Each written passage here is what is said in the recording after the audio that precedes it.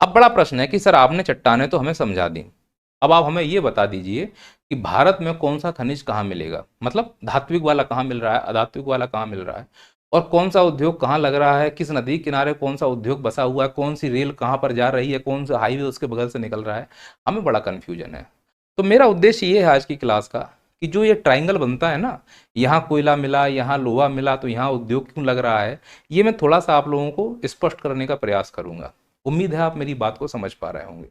चूंकि खनिज चट्टानों में पाए जाते हैं और चट्टानीय संरचना भारत की आपको समझना बहुत जरूरी है, क्योंकि जो चट्टान आगे वर्गीकृत होंगी उसी से तय होगा कि कौन सा खनिज कहाँ पाया जाएगा। मैं यहाँ चट्टानों का वर्गीकरण पढ़ाने नहीं आया हूँ। सामने मैप है, इसमें भी मैं आपको फंसाऊंगा नहीं। बस मैं आपको कुछ फैक्ट दे रहा हूँ, आप उनको रट लीजिए। नहीं समझ में आता है फिर भी रटना पड़ेगा, समय कम है हमारे पास। जैसे अगर मैं आपसे कहूँ कि धारवाड़, ऐसे बोलूंगा मैं आपसे बेटा कि धारवाड़ क्रम की चट्टान, जैसे मैं धारवाड़ क्रम की चट्टान बोलूं तो तुम्हारे दिमाग में एक बात स्पष्ट होनी चाहिए कि यह धारवाड़ क्रम की चट्टान सामान्यतः रूपांतरित होती है। रूपांतरित कहने का मतलब मेटामॉर्फिक। और इस धारवाड़ क्रम की चट्टानों में धात्विक खनिज प्राप्त होते हैं।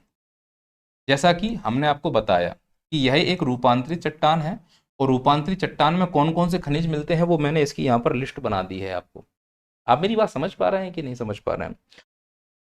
तो मैं अगर यहाँ पे लिख रहा हूँ रूपांतरित, तो उसमें मिलने वाले खनिज की लिस्ट मैंने आपको बता दी, और धारवाड़ एक प्रकार की रूपांतरित है, और इसमें सभी प्रकार के धात्विक खनिज हमको प्राप्त होते हैं, इवन लोहा भी प्राप्त हो जाता है। सर ऐसा क्यों? क्योंकि लोहे का जो हेमेटाइट है वो सबसे बेस्ट होता है लोहे निकालने के लिए, और मैंने आपको बोला है कि रूपांतरित चट्टानों में लोहे प्राप्ति के लिए, रूपांतरित चट्टानों में लोहे प्राप्ति के लिए धात्विक खनिज प्राप्त हो रहे हैं।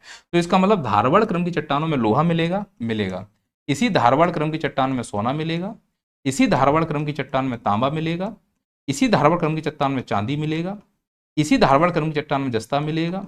तो कुल मिलाकर जो ये महंगे महंगी धातुएं हैं अगर कहीं मिल रही हैं तो तुम ये समझना कि यहाँ धारवाड़ है, बात खत्म। ये बात समझ में आ गई कि नहीं आ गई? जैसे मैं कहूँ मलाज खंड मध्य प्रदेश बालाघाट तांबा निकल रहा है, तो तुम बोलना धारवाड़ है, आगे बढ़ो। फिर मैं कहूँ जबलपुर में लोहा निकल रहा है, धारवाड़ है। फिर मैं कहूँ कर्नाटक में सोना निकल रहा है, धारवाड़ है। और धारवाड़ का मतलब रूपांतरित है, बात खत्म। आग्नेय चट्टानों में जो खनिज फंसा है जब हम उसको निकालते हैं तो उसकी लागत बहुत ज़्यादा होती है, इसलिए वो हमारे काम का नहीं है। तो जिन चट्टानों से हम खनिज निकाल रहे हैं धात्विक, वो धारवाड़ यानी रूपांतरित हैं, जो इजी है हमारे लिए निकालना। इसीलिए धारवाड़ यानी रूपांतरित चट्टानों को हम खनिजों का पिता कह सकते हैं, निकालने की दृष्टि से, बनाने की दृष्टि से नहीं। हमने अभी तक जो बात की वो बनाने की दृष्टि से, अब मैं बात कर रहा हूं निकालने की दृष्टि से।